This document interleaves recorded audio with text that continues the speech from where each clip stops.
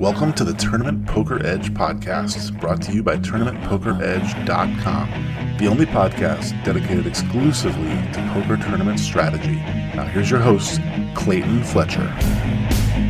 Hello once again, everybody, and welcome to the Tournament Poker Edge podcast. I'm your host, Clayton Fletcher in New York, and I want to start off today by just acknowledging the email that went out to all of our TPE members this week. There will be some changes happening with my favorite poker training website, but I want you all to rest assured that we are doing everything we can to keep this podcast going. So we do not have any plans at this time to end the podcast. I'm going to keep it moving. I just love it too much to let it die. So if anyone out there is affiliated with a company or an organization that might want to sponsor this podcast, please hit me up on Twitter at Clayton Comic. Obviously, our demographic is poker players, mostly males aged 30 to 50. So that is the prime demographic, although I have learned in recent months that we have more than one female listener. Also, want to just thank you guys for all of the positive, glowing responses to last week's episode featuring poker superstar Daniel Negreanu. I hope that some of you were able to get in on the amazing staking offer on Pocket Fives, where Daniel is offering ROI, what he calls an ROI package, which means whatever happens to him this summer at the World Series of Poker, if he wins, you win. If he loses, you lose, with 0% markup, which is almost unheard of from a player of his caliber. So I hope that some of you were able to jump in on that. But if not, he's going to be doing more on a daily basis once the World Series of Poker gets started, which is very, very soon. Only 2 weeks until the convention center area at Paris, and I don't know if it'll be Horseshoe or Bally's Horseshoe or whatever, will be flooded with poker players. So look for lots of backpacks and water bottles, disgruntled facial expressions among those who just took bad beats. I'm here for it. I can't wait to get to Vegas. I have a full schedule planned this summer. I'm going to take a shot at the housewarming event. I'm going to play the Six Max on June 7th. I expect to play the WSOP Freeze Out event on June 9th. You know I'm not going to miss the Millionaire Maker or the $1 Million Bounty. You put the word million in it and I'm there, okay? I have a full slate planned, something like 32 tournaments in all for the 6.5 weeks that I will be in Vegas. And I'm hoping to play in the Tournament of Champions at the end of the World Series of Poker, because that would mean that I had acquired some jewelry. I've been working very hard on my game, studying the great Andrew Brokus, both of his books I'm rereading now, as well as watching his Tournament Poker Edge video series, Getting It Right. I'm hoping to get it right myself this summer. I'm really putting in the work and I'm ready to play. And I think it was pretty clear from my conversation with Monsieur Negreanu last week that, Daniel's ready too. By the way, guys, this weekend is that CSOP event that Daniel mentioned last week. There's golf, there's poker. And even though I'm not going to be there, I want you guys to support the CSOP, the Charity Series of Poker, and this is their big event every year, is the St. Jude's fundraiser. So go play some poker, win prizes, have drinks with Daniel Negreanu and other famous people, and just go have fun. If you're in Vegas this weekend, that's the place to be.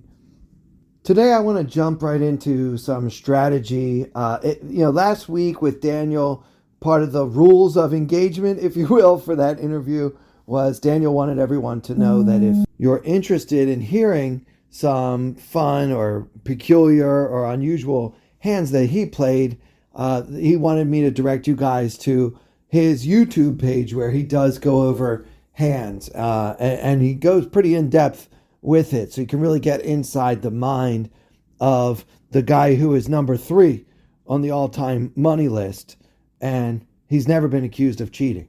So check that out. It's just Daniel Negreanu on YouTube. You can't miss it. Today we're going to jump around a little bit. There was one hand from day 3 that I wanted to get into that I haven't discussed on the podcast. I think there's just a lot to learn from this hand. It's late in the day on day 3. We're not in the money yet. There are about 1,250 players left, and they only pay the top 1,000. The blinds are 2,500 and 5,000 with a 5,000 big blind ante. And in this hand, the action folds to a player named Atreon Trevino. I hope I'm pronouncing his first name correctly. Everyone just calls him Trey. So Trey makes it 13,000, which is a large sizing. He makes it 13,000, and he's only got 107,000 more behind. So he starts the hand with 120,000. So his M is about 10, and he's got 25 big blinds. He's in the hijack with the king of clubs, 10 of clubs. I don't mind this open here. I think that he needs to try to start stealing blinds. The average stack at this point in the tournament is about 240, so he's only got half the average stack. He's not able to just fold his way to a min cash. He really needs to get in there and get after it a little bit here. So I don't mind being a little aggressive in the hijack opening. And I guess opening a little bigger also makes sense because the best result with this hand would be to simply take it down. So he's got the king of clubs, 10 of clubs. He makes it 13,000.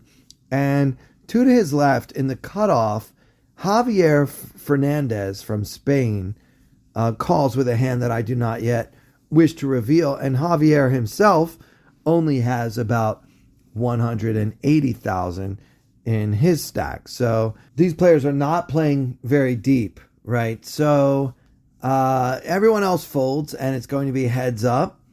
And hero, Atreon Trevino with the king 10 of clubs. So let's look at the pot right now. It's 38,500 in there, and Trevino only has 107,000 left behind. So he's got an SPR of right around 2.6, 2.7. So with that type of SPR, if you flop top pair with either your king or your 10, you should be thinking about committing to the pot. It's just, you can't put in that much of your stack and then consider folding. So if you don't want to create that type of situation, then you should probably either fold the king 10 suited or min raise with it. So this is important. You got to realize the way certain hands play will vary greatly depending on how many chips are behind, aka the SPR.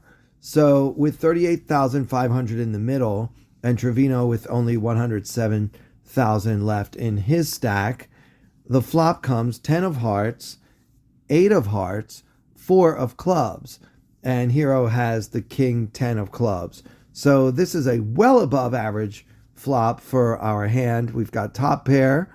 We've also got a strong kicker with the king of clubs, and the 4 of clubs on the flop gives us a backdoor flush draw as well. So this is a well above average flop, and if you raise with king 10 suited, this is the kind of flop you should be happy to see.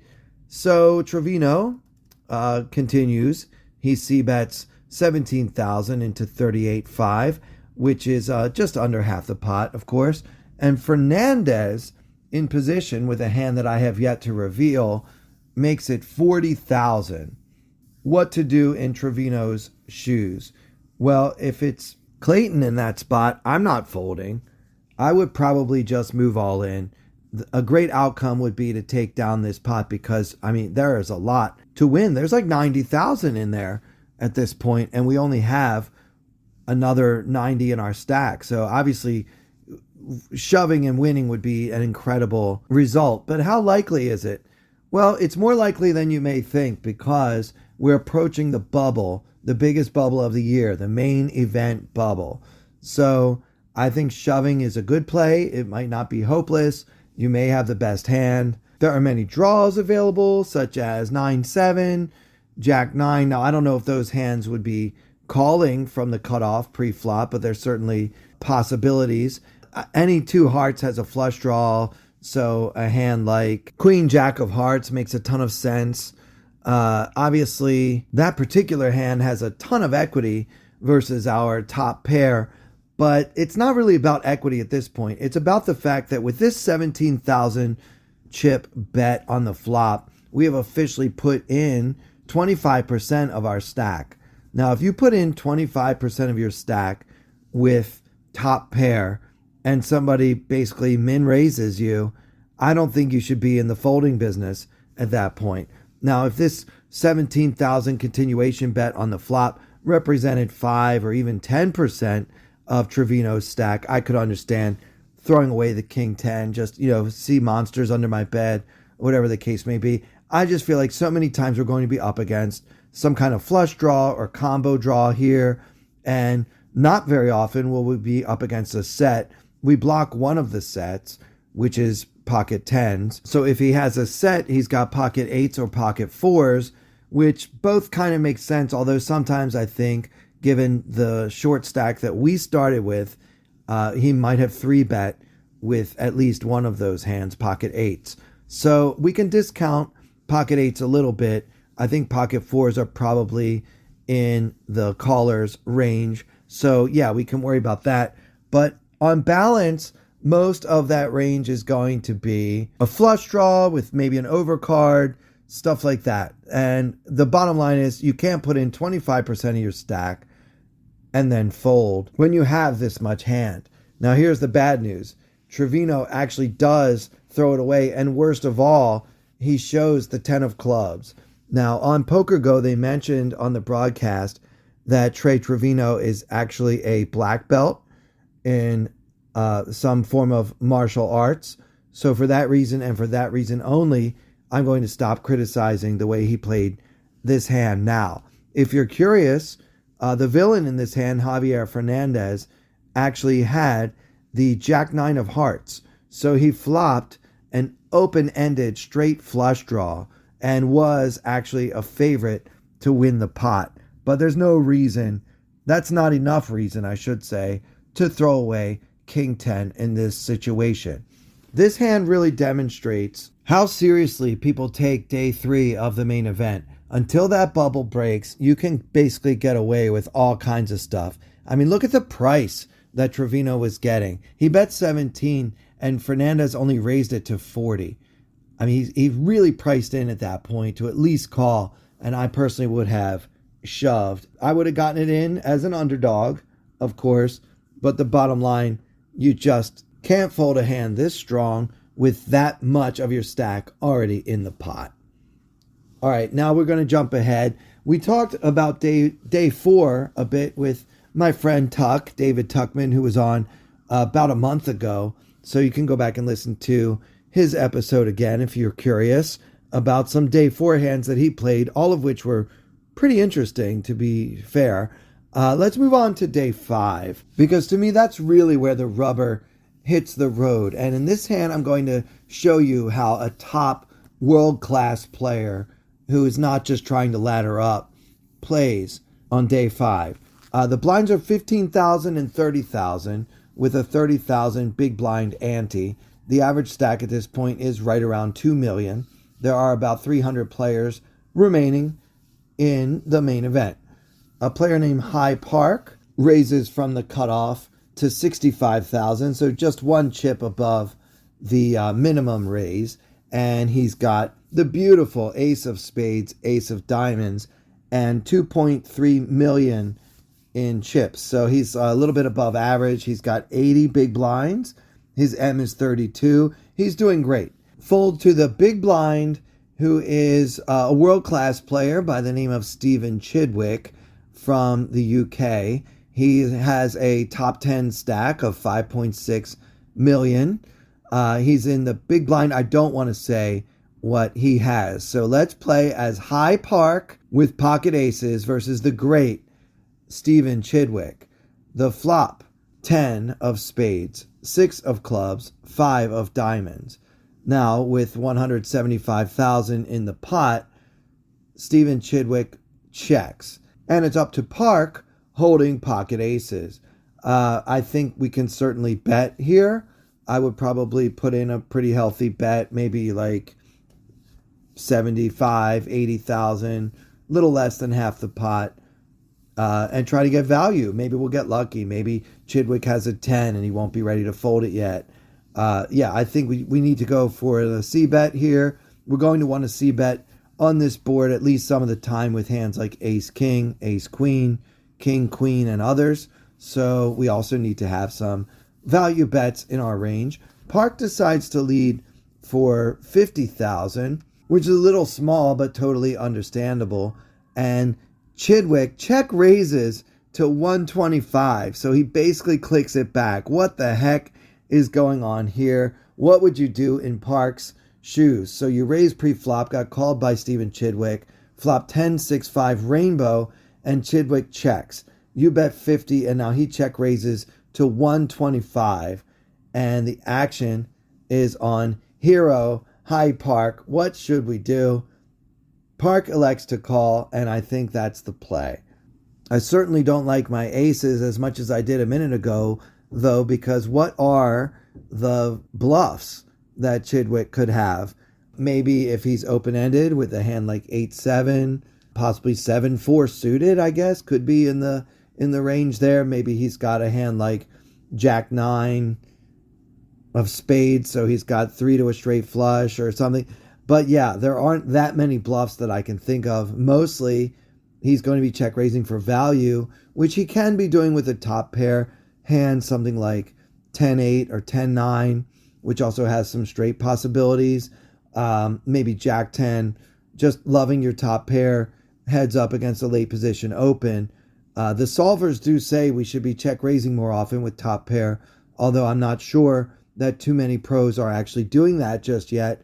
But if any of them are, you could certainly put Stephen Chidwick in that range. The bottom line is aces are just too strong to fold meekly at this point in the main event. About 300 players remaining, and I'm up against a world-class professional. I'm not folding my aces just because he basically min check raised me on the flop. So let's call and see what develops on the turn. Now with 525,000 in the pot, the turn comes the 7 of hearts. So our board is now Badoogie 10-6-5-7. And Chidwick bets 500,000 into the 525K pot. Okay, so if he has 3-4, he got there. 4-8 also got there. Hands like 7-6 have now made 2 pair. 9-8 got there. So this 7 is not a very beautiful card at all. And the fact that he is polarizing himself by betting 500,000 into the 525 pot is really representing a hand that is much stronger than just a pair of 10s. So he's got at least 2 pair if he's doing this for value. And his bluffs, I mean, I don't know. What are the bluffs? I'm having trouble thinking of the bluffs. How about you? Anyway, with that in mind, maybe we should just throw our aces away. I don't know. I think this decision is pretty darn close. It is hard to fold an overpair. We're drawing dead against a straight and extremely thin against a set. And we're doing a little better than that against 2 pair, but obviously we are behind. So what else does he have for value? Maybe Chidwick could have a slow played pocket kings, pocket queens, and want to play it this way. I'm not sure. Most solvers would have us mostly 3-betting our big pairs pre-flop with 80 big blinds effective. So, and I know that Chidwick tends to study poker through the lens of game theory optimization, which is not to say that he would never do something exploitative, but Mostly he's going to be playing like a robot computer. And so we have to wonder whether he can really have pocket queens or pocket kings in his range. So the aces are really starting to shrivel up. Park makes the call. Would you have called, or are you ready to fold your aces? Now with 1.5 million in the middle, Park only has 1.6 million behind. So basically just over a pot-sized bet.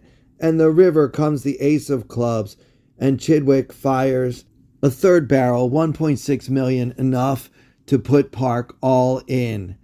Now, what do you want to do? I know we made a set, but we're still losing to a straight. Remember, we got check raised on the flop, and then a pot-sized bet on the turn when the scare card came in, and now he's not slowing down when the ace hits the river. Now, do you want to fold your pocket aces? In my opinion, we can't, just because I think that Chidwick would probably play some of his sets this way, and now we can beat all the sets. We're going to sometimes bust out of the main event with 3 aces when Chidwick has a straight. But if we made it this far, and I'm not sure I would have, I think that we have to pay off on the end. That's what Park does. And he is thrilled to see that Stephen Chidwick had the Queen of Diamonds, 8 of clubs. So let's review the hand now that we know what Chidwick had. So he's got a Queen 8 offsuit in the big blind, but obviously getting the price he was getting. It's a very standard defend from the big blind, so he calls. And then the flop was 10, 6, 5, and Chidwick decided to check raise the c-bet with just Queen 8. So now when you first look at this, that might seem incredibly strange. But if you really analyze it, this is a great play by Chidwick. I'm not sure about the sizing. I don't really prefer such a tiny sizing and pricing people in like that. But obviously he's got a 3-barrel bluff planned a large percentage of the time. Anytime Chidwick picks up equity on the turn, he plans to fire a pot-sized bet on 4th Street and usually follow it up with a river bluff, depending on how exactly the cards shake out. But yeah, think of all the cards that can improve Chidwick's equity on 4th Street. So many cards give him either a gut shot or an open-ender. Like the 7 that hit actually gave him an open-ended straight draw, but he also gets a straight draw with a 9 or a jack or a 4 and what have you. He could also maybe improve and take the lead sometimes with a queen, like if Park has a hand like ace 10 or king 10. So there's a lot going on here for Chidwick, considering it's just a 10-6-5 board. It's hard to see at first glance, but this is actually a pretty good flop for him to start thinking about a bluffing strategy. Also, it's pretty deceptive when the straight does come in. He could probably get paid a lot, because suppose it comes 7-4. Well, what are you telling me, Steve? You have a 3 or an 8? How do you check raise the flop with a 3 or an 8 in your hand? Well, the answer is you're Stephen Chidwick and you see everything that the rest of us don't.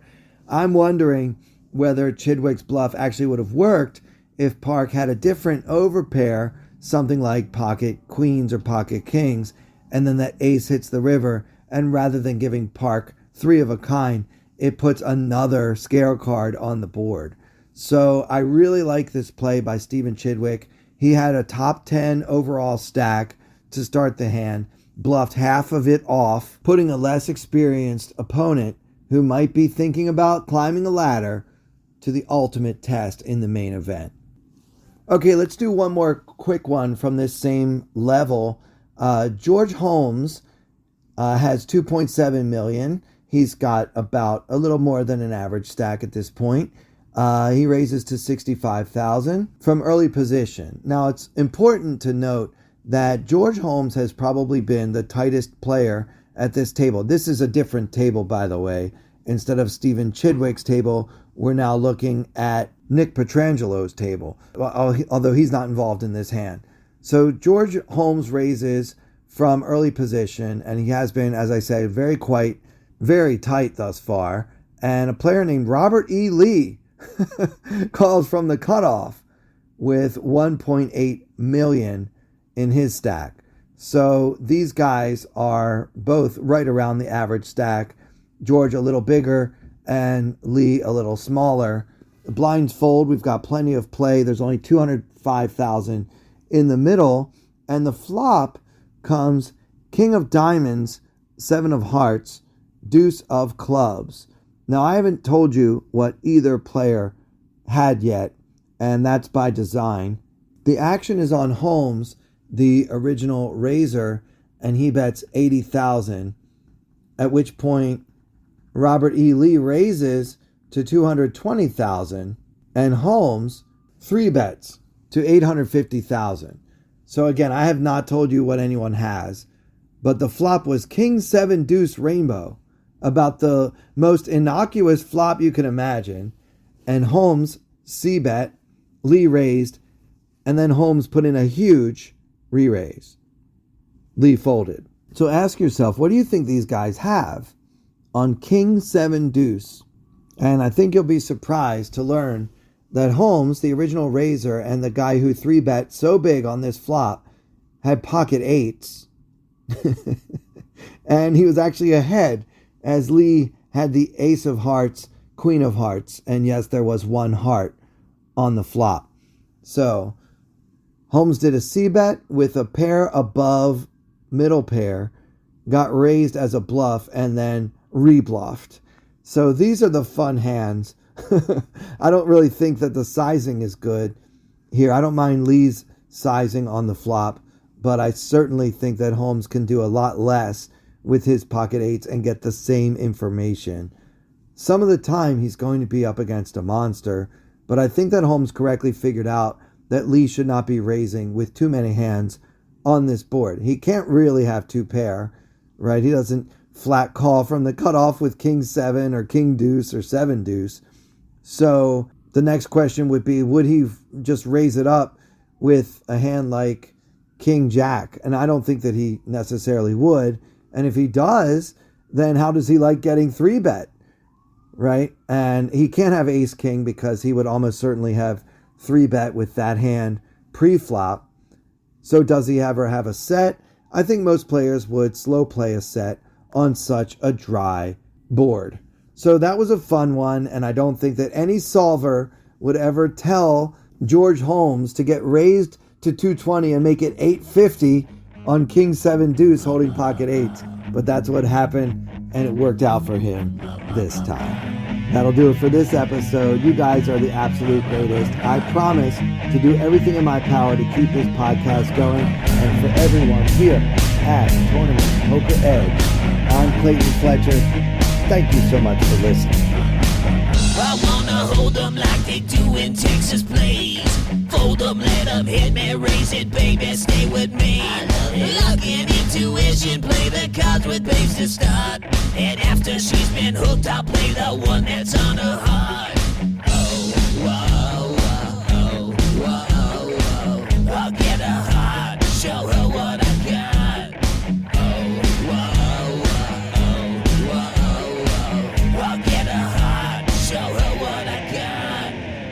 Can't read mine, no she can't read a mile. Poker face, she's got to love nobody.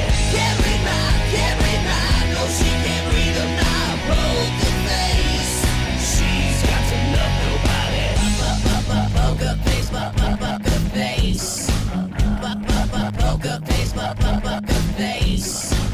I wanna roll with her, a hard pair we will be. While little gambling is fun when you're with me. Russian roulette is not the same without a gun. And baby, when it's love, it's not rough, it isn't fun.